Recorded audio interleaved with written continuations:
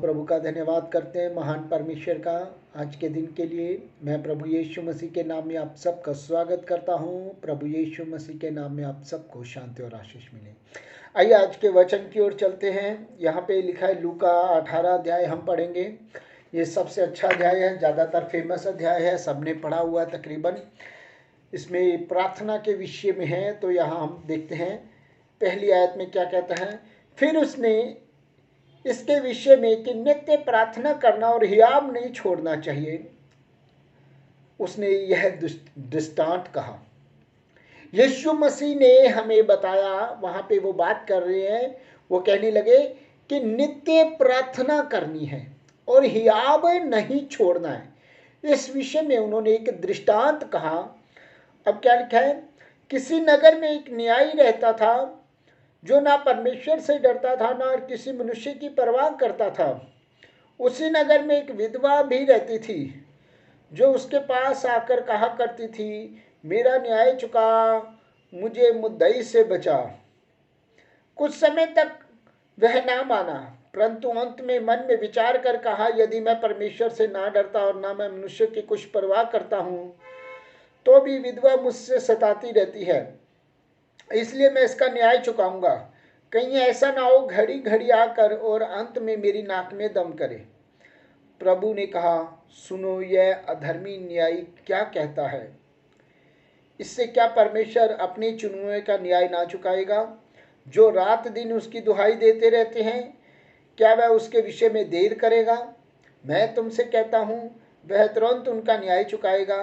तो भी मनुष्य का पुत्र जब आएगा तो क्या पृथ्वी पर विश्वास पाएगा? लूका रचित सुसमाचार उसका 18 अध्याय उसकी 1 से 8 तक हमने पढ़ी। यहां पे यीशु मसीह एक बात कर रहे हैं। क्या बता रहे हैं? प्रार्थना करनी और हियाव नहीं छोड़ना। उन्होंने एक दृष्टांत बताया कि नगर में एक न्यायी है। वो न्यायी है, वह किसी का भय नहीं मानता, ना मनुष्यों से डरता है, ना वह परमेश्वर का भय मानता है, ना परमेश्वर से डरता है। यद्यपि वो न्यायी है, जज है, तो उसके पास सभी आते हैं। एक विधवा उसके पास बार बार आती है और वह उसकी ओर ध्यान नहीं दे रहा। एक दिन वह सोचने लगा, क्योंकि मैं ना तो मैं परमेश्वर से डरता हूं ना मैं मनुष्य से परवाह करता हूं, मैं किसी की ऐसा कुछ नहीं है, लेकिन यह विधवा बार यह बूढ़ी, यह लाचार बार मेरे पास आ रही है और अपने न्याय के लिए कह रही है। मैं इसका न्याय चुका देता हूं, इसका काम कर देता हूं, जो भी है। ऐसा ना हो कि बार आकर मेरी नाक में दम कर दे और मुझे परेशान करे। तो यीशु मसीह ने क्या कहा? सुनो, वह न्यायी क्या कहता है। 6 आयत में क्या कहता है? प्रभु ने कहा, सुनो, वह अधर्मी न्यायी क्या कहता है। सिर्फ इतनी आयत लिखी है, सुनो, वह धर्मी अन्यायी न्यायी क्या कहता है। वह धर्मी न्यायी क्या कहता है। अधर्मी न्यायी बात कर रहा है। क्या कह रहा है वो? मैं इसका न्याय चुकाऊंगा, ऐसा ना हो कि बार मेरी नाक में आकर दम करे। और यीशु मसीह ने क्या कहा 7वीं आयत में? इसलिए क्या परमेश्वर चुने का न्याय करने में देर करेगा? क्या परमेश्वर के जो लोग हैं, जो परमेश्वर ने बुलाए हैं, जो दिन रात उसकी दुहाई देंगे, क्या उनके लिए वो देर करेगा? नहीं, वह उससे भी पहले आएगा, वह उनका न्याय चुकाएगा। परंतु आगे क्या कहा? परंतु क्या जब परमेश्वर का पुत्र धरती पर आएगा, क्या वह न्याय विश्वास पाएगा पृथ्वी पर? क्या वह पृथ्वी पर विश्वास पाएगा? हमारे जीवन में विश्वास की कमी हो रही है। एक बात होती बार होती है, एक बार होती, 2 बार होती, 3 बार होती, 4 बार होती है, तो हम सोचते हैं यार मेरे साथ ही ऐसा क्यों हो रहा है। कोई काम करने लगो, काम नहीं बनता, कुछ नहीं होता, ऐसा नहीं होता है, वो करने लगते हैं, फिर कहते हैं अरे यार क्या हो रहा है, ऐसा क्यों हो रहा है, ये क्यों कर रहा है मेरे साथ, क्या प्रभु देख नहीं रहा? अरे प्रभु देख रहा है, लेकिन तुम प्रार्थना कितनी करते हो? ना तो तुम प्रार्थना करते हो, ना हियाव रखते हो। बाइबल बताती है हमें नित्य प्रार्थना करनी चाहिए, हमें बाइबल पढ़नी चाहिए। ना तो हम वचन पढ़ते हैं, ना हम प्रार्थना करते हैं। मैं कहता हूं आप जितने भी बीमार हैं, लेकिन इतना टाइम तो निकाल सकते हैं कि 10 मिनट की आप प्रार्थना कर सको। बिस्तर पर लेटे लेटे भी आप प्रार्थना कर सकते हो। मोबाइल चलाने से अच्छा, इधर उधर की बातें देखने से अच्छा आप प्रार्थना करो और बाइबल पढ़ो। मैं हमेशा कहता हूं कि चाहे एक अध्याय ही पढ़ो, 5 मिनट ही बाइबल पढ़ो, पर पढ़ो। क्योंकि शैतान को आप मौका मत दो, परमेश्वर आपका न्याय करेगा। सिर्फ मांगने वाले नहीं, विश्वास करने वाले भी बनना है। बाइबल बताती है जब हम विश्वास करते हैं तो परमेश्वर हमारे जीवन में कार्य करता है। और हमारा विश्वास कहाँ होता है? हमारा विश्वास अपनी बातों में होता है। हाय मैं कैसे करूंगा। यहाँ पे क्या लिखा है? एक विधवा उस अधर्मी न्यायी के पास जा रही, मेरा न्याय चुका, मेरा न्याय चुका। जब एक अधर्मी न्यायी एक न्याय चुकाता है बार बार दुहाई सुनकर, तो क्या परमेश्वर नहीं देगा? बस हम मांगते नहीं है।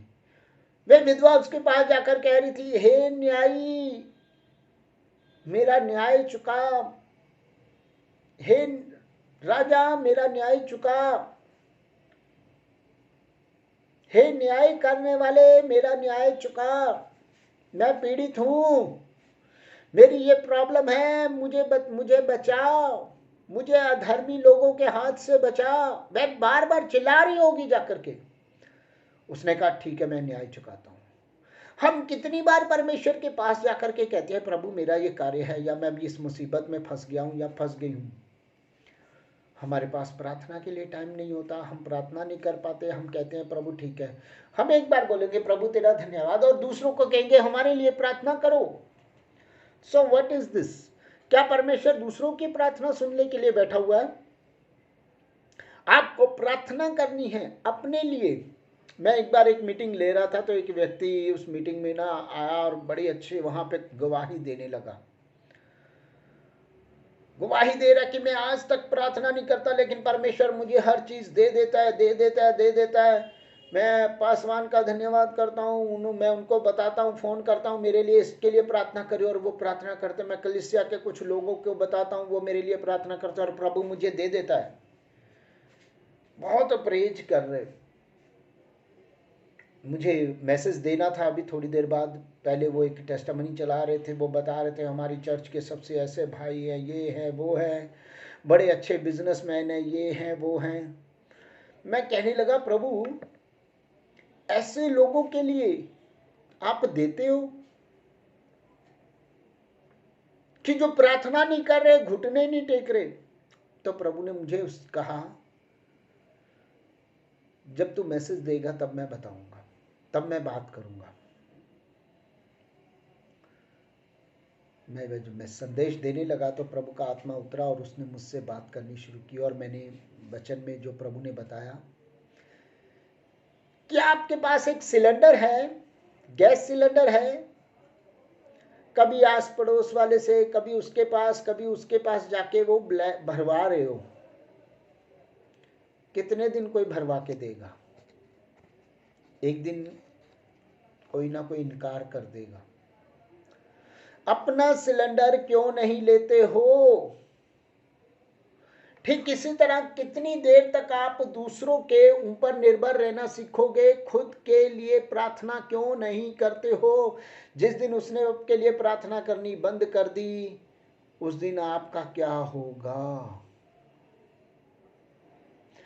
जिस दिन पासवान ने आपके लिए प्रार्थना करनी बंद कर दी, उस दिन आपका क्या होगा? जिस दिन आपके कलीसिया वालों ने आपके लिए प्रार्थना करनी बंद कर दी, उस दिन आपका क्या होगा? क्योंकि आप एक अच्छे हो, अमीर हो, तो चर्च में ऑफरिंग दे देते हो, ये कर देते हो, तो इससे आप प्रार्थना खरीद नहीं सकते हो। आपको खुद को प्रार्थना करनी होगी। उस व्यक्ति को जिसको ये बात कहनी थी उसको समझ लगी, और कलीसिया में भी समझ लगी, जो ज़्यादा प्रेज करने वाले लोग थे। क्योंकि जब तक परमेश्वर नहीं देगा तो क्या होगा? आज वही परमेश्वर आपको कहता है कि आप खुद प्रार्थना करो। पहली आयत में क्या लिखा है 18 में, लूका 18:1 में, फिर उसने इसके विषय में नित्य प्रार्थना करना और हियाब नहीं छोड़ना चाहिए, हियाब ना छोड़ना चाहिए। आपको नित्य प्रार्थना करनी है और अपना भरोसा रखना है परमेश्वर पर, छोड़ना नहीं अपने आप का, हियाब नहीं छोड़ना। अरे अब नहीं होगा, होगा होगा, परमेश्वर करेगा। एक व्यक्ति के दुकानदार था, उसकी दुकान में कुछ सेल लगाई, कंपनी ने उस सेल के लिए उसको मटेरियल देना था और वो मटेरियल उसके पास आया नहीं और सेल का टाइम नज़दीक आ गया। सब कहने लगे क्या करेंगे क्या करेंगे, दुकान के बाहर भीड़ बढ़ गई है, क्या करेंगे। सब अपनी अपनी बुद्धि लगाने लगे। कोई कहने लगा कि तू एक स्पीच तैयार कर लो, स्पीच दे देना। कोई कुछ कहने लगा, कोई कुछ कहने लगा। लेकिन एक ने कहा विश्वास करो, प्रार्थना करो, परमेश्वर करेगा। एक व्यक्ति कहता है इतनी देर से अभी तक नहीं किया तो क्या होगा, करो, प्रार्थना करो। उन्होंने प्रार्थना की। ठीक 11 बजने में अभी 3 मिनट बाकी थे। जो मटेरियल सेल के लिए आया देना था वो वहां पहुंच गया। परमेश्वर अंतिम समय में वो कार्य कर देता है। जो मटेरियल 9 बजे पहुंचने वाला था वो 11 बजे पहुंचा। 2 घंटे, और 2 घंटे उनके कैसे बीते होंगे। शैतान ने बहुत सारी बातें की होंगी उससे। बहुत सारे लोग कह रहे थे कि माफ़ी मांगने के लिए स्पीच तैयार कर लो, कुछ नहीं होता, दुकान बंद कर देते हैं आज, ऐसा नहीं वैसा नहीं। हर चीज के लिए उन्होंने अपने आप को सोच के रखा।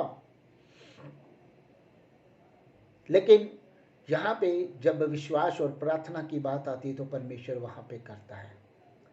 कई बार हमारे जीवन में ऐसी बातें आती है, हम सोचते हैं कि नहीं होगा, ऐसा कुछ नहीं होगा, हमारे पास ऐसी कोई बात नहीं है, अब आखिर में हो गया, अब तो सब कुछ खत्म हो गया। लेकिन बाइबल बताती परमेश्वर वहीं से उठाता है जहाँ से खत्म हो जाता है। जब राजा दाऊद के पास कुछ भी ना बचा, वह दुश्मनों की छावनी में जाकर रहने लगा, एकदम खत्म हो गया, तब परमेश्वर ने उसे वहां से उठाया और एक राजा तक बना दिया। जब आप सोचते हैं कि अब कुछ नहीं बचा, तब जब दाऊद के पास कुछ नहीं था, वो अपने लोगों को लेकर के एक दुश्मनों की छावनी में जाकर रहने लगा, दुश्मनों की ओर से युद्ध करने लगा, तो इजरायली लोग, उसके जानने वाले लोग तो क्या कह रहे होंगे, यहूदी लोग क्या कह रहे हैं, अरे देख दाऊद जाके दुश्मनों के पास बैठ गया, उसका कुछ नहीं हो सकता, वह परमेश्वर से दूर हो गया है। लेकिन परमेश्वर ने उसे वहां से उठाया और एक यरूशलेम इज़राइल का राजा तक बना दिया।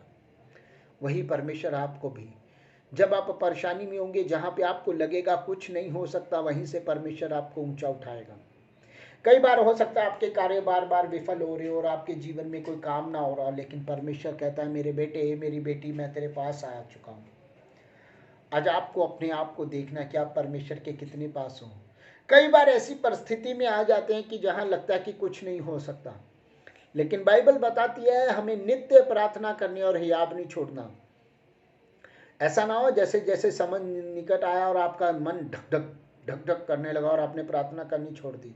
अरे उस वक्त में ज़्यादा प्रार्थना करो, क्योंकि परमेश्वर अपने नियमित समय पर सब कुछ पूरा करेगा। वह आपको देगा और वह आपके जीवन में कार्य करने वाला परमेश्वर है। वह कहता है मेरे बेटे, मेरी बेटी, मेरे पास आ, मैं तुझे उठाऊंगा। आप हियाब मत छोड़ो।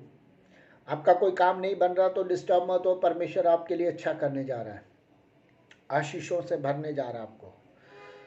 बस अपने आप को दीन और नम्र रखें और परमेश्वर के पास आएं, और वही परमेश्वर आज आपके जीवन में कार्य करेगा। धन्यवाद राजाओं के राजा, प्रभुओं के प्रभु, हम आपके सन्मुख आते हैं पिता, आज आपके सन्मुख रखते हैं पिता, आपके बच्चों को आपके हाथों में देते हैं प्रभु, इन्हें छुएं और ब्लेस करें। आज का संदेश इन सब के जीवनों में कार्य करने पाए पिता, इन शैतान इनके जीवनों में कार्य ना करने पाए, शैतान इन्हें कहने ना पाए कि देख प्रभु तेरे लिए कुछ नहीं कर रहा, वरना आप अपने नियमित समय पे सब करने जा रहे हैं पिता।